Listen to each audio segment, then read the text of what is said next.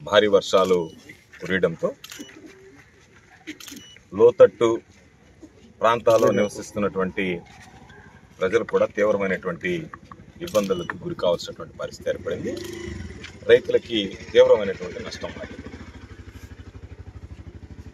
లోతట్టు గ్రామాలు కాలనీలు పూర్తిగా జలమయమై ప్రజలు అనేక రకాలైనటువంటి ఇబ్బందులు పడుతున్నా, రైతులకు సంబంధించి వేసినటువంటి నారు మళ్ళు పూర్తిగా దెబ్బతిని రైతులు ఆవేదన చెందుతున్నా, దానితో పాటు కొంతమంది ఎకరాకి 5,000 నుంచి 6,000 రూపాయల వరకు ఖర్చు పెట్టి వరి నాట్లు పూర్తి చేసుకున్నటువంటి రైతు కుటుంబాల ఆందోళనలో ఉన్నా ఈ ప్రభుత్వం ఏమీ పట్టించుకోకుండా చెల్లించకుండా మొన్న జరిగినటువంటి మోంతా తుఫాన్లో నష్టపోయినటువంటి రైతులకు ఇప్పటివరకు నష్టపరిహారం చెల్లించకుండా మేనమేషాలు లెక్కిస్తూ ఈరోజు తీవ్రమైనటువంటి ప్రజలని రైతుల్ని నిర్లక్ష్యం చేసేటువంటి పరిస్థితి ఏర్పడింది.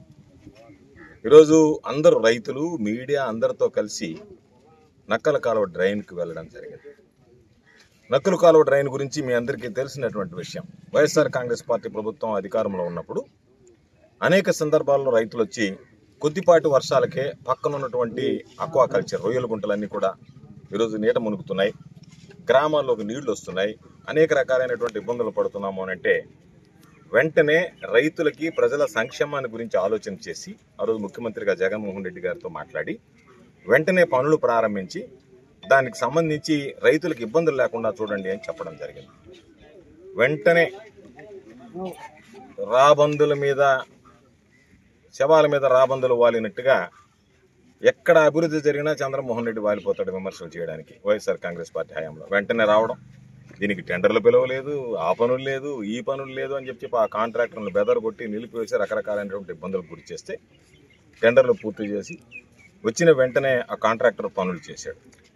ఈరోజు రైతులందరూ మాట్లాడేటువంటి మాట, అయ్యా గతంలో కనుక ఆ మాత్రం చెట్టు పుట్ట తొలగించి ఉండకపోయి ఉంటే ఈరోజు పూర్తిగా గ్రామాలు జలమయమై ఉండేవి, అదేవిధంగా చుట్టుపక్కల ఉన్నటువంటి రొయ్యల గుంటలు ఇబ్బంది పడి ఉండేటువంటి వాళ్ళని చెప్పి గ్రామస్తులు రైతులు ఈరోజు చెప్పేటువంటి పరిస్థితి ఏర్పడింది. గత ప్రభుత్వంలో జరిగినటువంటి దాని మీద అనేక రకాలైనటువంటి విమర్శలు చేసినటువంటి పెద్ద మనిషి సోమిరెడ్డి ఈరోజు ఎక్కడైతే గుర్రపు డెక్క అంతా పేరుకుపోయిందో దానికి 3 గంటలు మిషన్ పనిచేసి బిల్లులు చేసుకుని వెళ్ళిపోతే ఈరోజు ఆ గుర్రపు డెక్క దగ్గరికి వెళితే ఆ గుర్రపు డెక్క అడ్డుపడే ఈరోజు నీళ్లకి అడ్డంకిగా, ప్రవాహానికి అడ్డంకిగా ఏర్పడేటువంటి పరిస్థితులు ఏర్పడ్డాయి. పనేమో వైఎస్ఆర్ కాంగ్రెస్ పార్టీ హయాంలో, బిల్లులేమో కూటమి పాలనలో సోమిరెడ్డి భోంచేస్తున్నాడు. అందుకనే నేను సోమిరెడ్డికి ఒక ఛాలెంజ్ విసిరా. సిగ్గు శరము ఉంటే, రోషము పౌరుషం ఉంటే, శరీరంలో చీము రక్తం పారుతూ ఏమో ఎత్తురు ఉంటే ఈరోజు నువ్వు ఏదైతే గతంలో వైఎస్ఆర్ కాంగ్రెస్ పార్టీ హయాంలో పనులు చేయకుండా ఇరిగేషన్ బిల్లులు చేసుకున్నారని నీ నోటితో నువ్వు మాట్లాడుతున్నావో ఇచ్చినటువంటి ఛాలెంజ్ని స్వీకరించి గతంలో జరిగినటువంటి పనులు, ఈ రోజు జరిగినటువంటి పనులు రైతుల సమక్షంలో మాట్లాడదామా మీడియాను పెట్టుకుని? లేదు, నీకు ధైర్యం ఉంటే ఈరోజు నీ ప్రభుత్వం ఉంది కాబట్టి సిబిఐ విచారణకు నువ్వు సిద్ధమా అని అడిగితే దాని గురించి మాట్లాడేటువంటి ధైర్యం లేదు, మాట్లాడలేడు. ఎందుకంటే చంద్రమోహన్ రెడ్డి కొడుకుతో పాటు ఎంతమంది ఇంజనీరింగ్ అధికారులు జైలుకి వెళ్తారో, ఎంతమంది ఆఫీసులో పనిచేసేటువంటి మేనేజర్లు జైలుకి వెళ్తారో రేపు ప్రజలే చూస్తారు. కాబట్టి ఇష్టారాజ్యంగా దోపిడీ తప్ప ఈరోజు ఈ ప్రాంతాలకు సంబంధించి 16 నుంచి 18 నెలల అధికారంలో ఉంటే చేసినటువంటి అభివృద్ధి ఏదన్నా ఉంది అంటే ఏమీ లేదు. ఎక్కడ గ్రావెల్ ఉంది?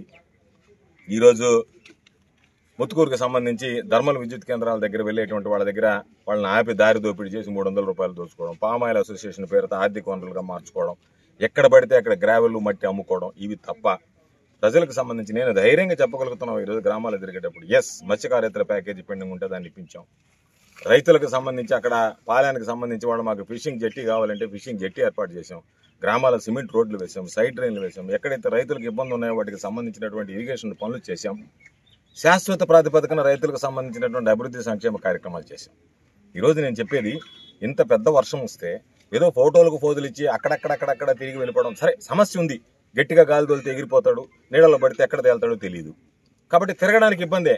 కనీసం ఎక్కడైనా వచ్చి దాని గురించి పట్టించుకోవాల్సినటువంటి పరిస్థితి కూడా లేకుండా, కానీ మనిషి చూస్తే మాత్రం ఏదో ఆకాశరాదంత మాటలు మాట్లాడుతూ ఉంటాడు. ప్రతిదానికి నీలిగి పని ఏంటంటే ఒక పక్క రైతులు ఇబ్బంది పడతా ఉంటే నువ్వు శివాలయ భూములు కొట్టేసామని చెప్పి నేను విమర్శిస్తే దాని మీద పోలీస్ స్టేషన్ పోయి కంప్లైంట్ ఇస్తావా? వర్షాలు వస్తుంటే ప్రజల గురించి పట్టించుకుంటావా? రైతుల గురించి పట్టించుకుంటావా? రైతుల సంక్షేమాన్ని గురించి మాట్లాడుకుంటావా?